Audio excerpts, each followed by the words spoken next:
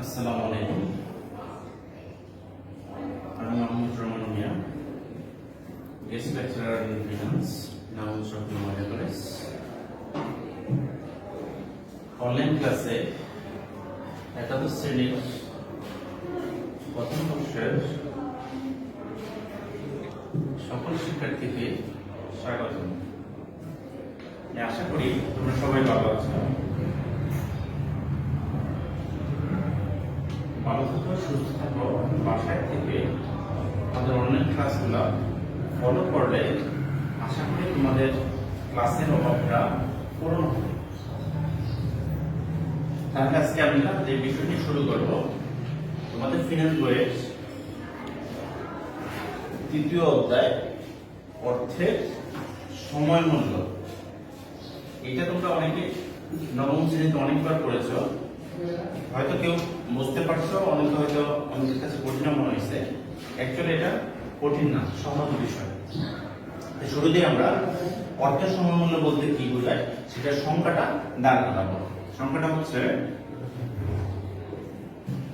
সময়ের সাথে সাথে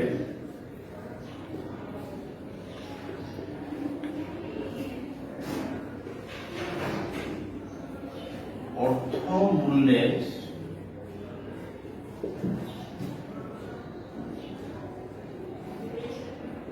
যে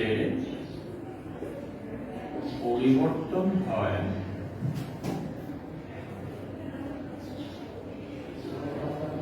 তাকে অর্থের সময় মূল্য বলি। আমরা আবার বলছি, সময়ের সাথে সাথে অর্থ মূল্যের যে পরিবর্তন হয় সেটা হচ্ছে অর্থের সময় মূল্য। এটা আরেকটু ক্লিয়ার করার জন্য আমরা বলছি, ধরে নেই আজকের 100 টাকা আগামী 5 বছরের 100 টাকা মূল্যের পর 100 টাকা, এটা সমান হবে কিনা। আজকের 100 টাকা আগামী 5 বছর পরে 100 টাকা মূল্যটা সমান হবে না। তোমাকে যদি বলা হয় তুমি কোনটা নিবা, ডেফিনেটলি সবাই বলবে যে আমি আজকের 100 টাকা এটাই নিব, কারণ আজকের 100 টাকা দিয়ে তুমি যেটা কিনতে পারবা আগামী 5 বছর পরে 100 টাকা দিয়ে সেটা কিনা সম্ভব না। ওকে, আমরা যদি একটা বাস্তব উদাহরণ দিতে চাই, সেটা ধরে নিতে পারি আমরা। ধরো গোল্ড হিসাব বা স্বর্ণের যদি আমরা বলি,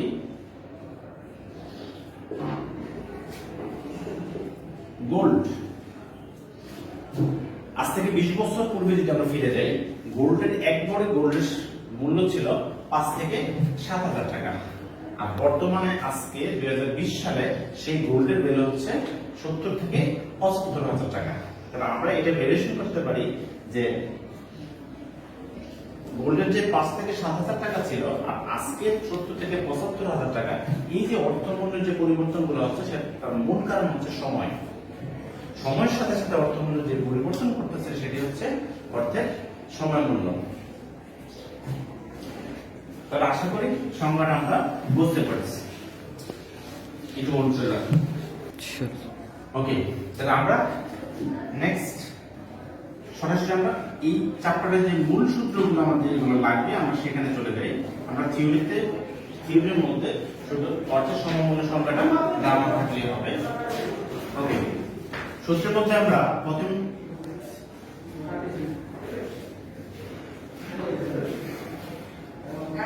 বর্তমান মূল্য, যেটাকে আমরা বলি এবি, এটা হচ্ছে ভবিষ্যৎ মূল্য। এই দুইটা ভ্যালুই এই অঙ্কের মূল বিষয়, বর্তমান মূল্য, ভবিষ্যৎ মূল্য। তো বর্তমান মূল্য নির্ণয় করার জন্য আমরা সবাই জানি, এটা হয়তো যারা কমার্সে পড়ে আসছে সবাই এটা সম্পর্কে জানে। বর্তমান মূল্যের সূত্রটা আমরা লিখলাম FD divided by 1 plus I power N. এটা আমরা present value 1 plus I power n। আমরা এই দুইটা সূত্রকে একটা নাম দেব, নামটা হচ্ছে লামসাম। লামসাম মানে কি সেটা আগে আমাকে বুঝতে হবে। লামসাম মানে হচ্ছে তুমি কোন লোককে যা দিবে একবারে দিবে, তুমিও যার কাছ থেকে নিবে একবারে নিবে, একবারে দিব একবারে দিব, এই যে কথাটা এটাকে বলা হয় লামসাম। আর লামসামের অঙ্কের মধ্যে এই দুইটা সূত্রকে অ্যাপ্লাই করতে হবে। আমি যদি বলি আমি তোমাদের কাছে একটা মার্কারটা আমি ছুঁড়ে মারলাম, মার্কারটা ছুঁড়ে মারলাম মানে কি একজন ক্যাচ ধরবে, আমার কাছে একজন ক্যাচটা ফিরিয়ে দিবে, তাহলে মানে কি দাঁড়াবে, আমি তারে কিন্তু ভেঙে ভেঙে মার্কারটা দিয়ে দিই, আমি তাকে কি করছি স্ট্রেটলি দেওয়া হয়েছে ক্যাচ, এখানে একজন আছে এখানে একজন আছে, তাহলে এইটার মাঝখানে যদি এরকম ড্রপ ড্রপ দিয়ে দিয়ে যেত তাহলে আমরা এটাকে বলতাম কিসিং। তাহলে আমরা এখানে না গিয়ে আমরা এটাকে কি করছি একবারে এখান থেকে এখানে দেওয়া হয়েছে, মানে একবারে বা একবারে পরিশোধ আমরা যেটাকে বলি সেটাকে বলা হয় লামসাম। লামসাম মানে হচ্ছে এক কথা আমরা বলতে পারি একবারে পরিশোধ করে দেওয়া। ওকে বন্ধুরা রেডি? ওকে, তাহলে এইটার আমরা এখন টপিকগুলো তুলে ধরবো। এমডি মানে হচ্ছে ফিউচার ভ্যালু, আই বলতে বোঝানো হচ্ছে ইন্টারেস্ট,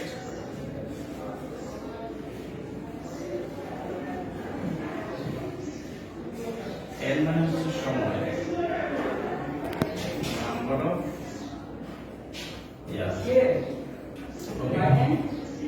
তাহলে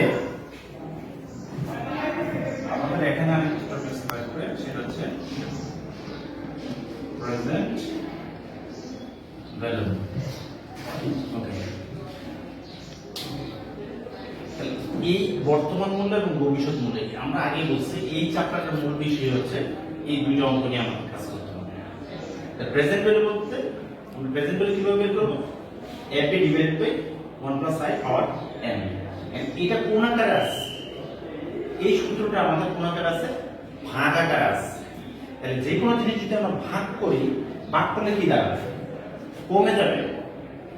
তাহলে প্রেজেন্ট ভ্যালু মানে কি কম হবে। আর পরেরটা যদি আমরা চলে যাই ফিউচার ভ্যালু, ফিউচার ভ্যালু কোন আকারে আছে, গুণ আকারে আছে। তাহলে গুণ করলে যে কোনো জিনিস কি হবে, বাড়বে। তাহলে ভবিষ্যৎ মূল্য অবশ্যই সবসময় বেশি হবে আর প্রেজেন্ট ভ্যালু সবসময় কম হবে। আমরা যদি একটা বাস্তব উদাহরণে চলে যাই, ধরো আজ থেকে 5 বছর পর আমি 50,000 টাকা পেতে চাই। আজ থেকে কত বছর পর, 5 বছর পর। তাহলে আজকে আমি কত টাকা জমাইলে আমি এই 50,000 টাকা পাবো, সেটার জন্য আমাকে কোন সূত্রটা অ্যাপ্লাই করতে হবে, সেটার জন্য আমাকে অবশ্যই এই প্রেজেন্ট ভ্যালুর সূত্রটা অ্যাপ্লাই করতে হবে। আবার যদি বলি যে ভবিষ্যতে আমি একটা অ্যামাউন্ট পেতে চাই, ভবিষ্যতে কত অ্যামাউন্ট পেতে চাই সেটা যদি আমাকে বের করতে হয় তাহলে আমাকে এই ফিউচার ভ্যালু সূত্রে যেতে হবে। ফিউচার ভ্যালু সূত্রে যেতে হলে প্রেজেন্ট ভ্যালু মানে কি, আজকে আমি কত টাকা জমা দিলাম সেটা আমি 5 বছর হোক, 10 বছর হোক, 20 বছর হোক, 20 বছর পরে কত টাকা পাবো সেটি হচ্ছে আমার ভবিষ্যৎ মূল্য। আর 20 বছর পরে যদি আমি কোনো টাকা পেতে চাই, সেটা যদি আমি প্রেজেন্ট ভ্যালুতে আজকে কত টাকা হবে সেটা যদি আমি বের করতে চাই, তাহলে অবশ্যই আমাকে কি করতে হবে, এই প্রেজেন্ট ভ্যালু সূত্র অ্যাপ্লাই করতে হবে। তাহলে আমরা বন্ধুরা ওকে, আমরা এবার শিখে দেব চক্রবৃদ্ধিকরণের মধ্যে সুদ কিভাবে ক্যালকুলেশন হয়। সুদ অনেকভাবে ক্যালকুলেশন করতে পারে। সুদটা বার্ষিক হতে পারে, অর্ধবার্ষিক হতে পারে, ত্রিমাসিক হতে পারে, দ্বিবার্ষিক হতে পারে, দ্বিমাসিক হতে পারে, মাসিক হতে পারে, সাপ্তাহিক হতে পারে, দৈনিক হতে পারে। ওকে, এটার জন্য আমরা মূলত এম কে ইউজ করব। এই সব কিছুর জন্য আমরা এম ইউজ করব। কোথায়, যদি সুদের বেলায় যদি এই কথাগুলো উল্লেখ থাকে তাহলে আমরা এখানে এই সূত্রগুলোর মধ্যে আমরা m ইউজ করব।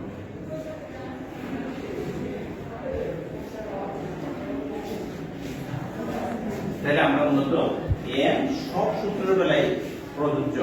যদি সুদের ক্ষেত্রে এই টপিকগুলো বলা থাকে যে বার্ষিক সুদ না বলে বলবে অর্ধবার্ষিক সুদ বলা আছে, ত্রিমাসিক সুদ বলা আছে, দ্বিমাসিক সুদ বলা আছে, মাসিক, সাপ্তাহিক, দৈনিক। অর্ধবার্ষিক বলতে আমরা কি বুঝি? অর্ধ মানে কি? অর্ধেক। কারণ আমরা এক বছরকে যদি বলি এক বছরে কত মাস? 6 মাস না 12 মাস। আমরা জানি এক বছর মানে কি? 12 মাস। তাহলে 12 মাসের অর্ধেক করলে 6 মাস হয়, কিন্তু 6 মাস বলা যাবে না, এখানে মান হবে 2, মানে বছরে কতবার সুদ ক্যালকুলেশন হবে সেটার জন্য আমরা এটা ইউজ করব। তাহলে বছরে যদি 6 মাস পর পর সুদ ক্যালকুলেশন করে তাহলে বছরে কতবার হবে? 2 বার হবে। ওকে, তাহলে দ্বিমাস অর্ধবার্ষিক যদি বলা থাকে সরাসরি আমরা এখানে 2 ব্যবহার করব, m এর মান হবে এখন 2। আবার যদি বলে যে না শুধু বার্ষিক বলা আছে, শুধু বার্ষিক যদি বলে 10 বছর হলে m এর মান 10 হবে। যদি বার্ষিক ক্ষেত্রে এটা লাগবে না, সরি, ত্রিমাসিক ক্ষেত্রে বলা হচ্ছে। ত্রিমাসিক মানে কি? 3 মাস পর পর যেটাকে বলি আমরা সেটাকে বলি ত্রিমাসিক। তাহলে এক বছরে যদি ত্রিমাসিক হয় তাহলে এক বছর হবে 4 বার সুদ ক্যালকুলেশন হবে, 4টা সুদ ক্যালকুলেশন হবে বছরে। তাহলে ত্রিমাসিক বলা থাকলে m এর মান হবে 4। দ্বিমাসিক বলা মানে হচ্ছে দ্বি মানে কি আমরা বলি? দ্বি মানে হচ্ছে 2 মাস পর পর যে সুদ ক্যালকুলেশন হয় সেটাকে আমরা বলি দ্বিমাসিক। দ্বিমাসিক যদি বলা থাকে তাহলে এটাকে আমরা ধরে নেব 6 হবে m এর মান। আর মাসিক বলা থাকলে মাসিক মানে বছরে 12 মাস, এই 12 মাস তাহলে m এর মান হবে তখন 12। আর যদি সাপ্তাহিক বলা থাকে, সাপ্তাহিক মানে কি? এক বছরে 52 সপ্তাহ, আমরা এটা সবাই জানি, তার মানে m এর মান হবে 52। আর দৈনিক যদি সুদ ক্যালকুলেশন হয় তাহলে হবে 365 দিন অবলিক 360 দিন। আমরা যে কোনো একটা দিয়ে করলেই হবে। ওকে, কারণ সুদটা যদি 365 দিন ধরে করা যাবে, 360 দিন ধরে করা যাবে। 360 দিন এবং 365 দিন বলতে আমরা সবচেয়ে ভ্যালুয়েবল কোনটাকে ধরে নেব সেটা হচ্ছে 360 দিন। কারণ আমি যদি বলি তুমি ঈদের বছরে দুটো ঈদ হয়, দুটো ঈদের দিনে কি আমরা সুদ ক্যালকুলেশন করবো? সেটা সম্ভব না। বছরে কিছু স্পেসিফিক ডে আছে যে ডে গুলোতে সুদকে ক্যালকুলেশন করা হয় না। তাহলে আমরা এটা 360 দিন ধরে অঙ্ক করাটাই সবচেয়ে উত্তম। তাহলে আমরা আজকে যে বিষয়টুকু নিয়ে আলোচনা করলাম সেটার নাম কি? লামসাম। লামসাম মানে কি? একবারে দিব, একবারে নিব। ওকে, তাহলে লামসামের দুইটা সূত্র ইউজ হবে। সেই দুটো কি? প্রেজেন্ট ভ্যালু আর ফিউচার ভ্যালু। তাহলে যে বাংলা আমরা যদি বলি বর্তমান মূল্য, ভবিষ্যৎ মূল্য। তাহলে এই দুইটার জন্য আমরা দুইটা সূত্র ইউজ করব, কিন্তু m এর মানটা সব সূত্রের বেলায় প্রযোজ্য হবে। যদি m এর মান এই তথ্যগুলা প্রশ্নের মধ্যে বলা থাকে তাহলে m আসবে, আর যদি এই তথ্যগুলা দেওয়া না থাকে তাহলে m এর মান আসবে না। ওকে, তাহলে আজকে আমাদের এই পর্যন্ত শিখলাম। আমরা কি শিখলাম? যে অর্থের সমমূল্য বলতে কি বোঝায় এবং অর্থের সমমূল্যের মূল যে দুটা অঙ্ক সেই দুটো অঙ্কের সূত্রটা আমরা আজকে দেখাই দিলাম। আমরা নেক্সট ক্লাসে এই দুইটার যে ম্যাথমেটিক্যাল বিষয় আছে সেটা নিয়ে আমরা আলোচনা করব। আজকের জন্য আল্লাহ হাফেজ, নেক্সট টাইম দেখা হবে।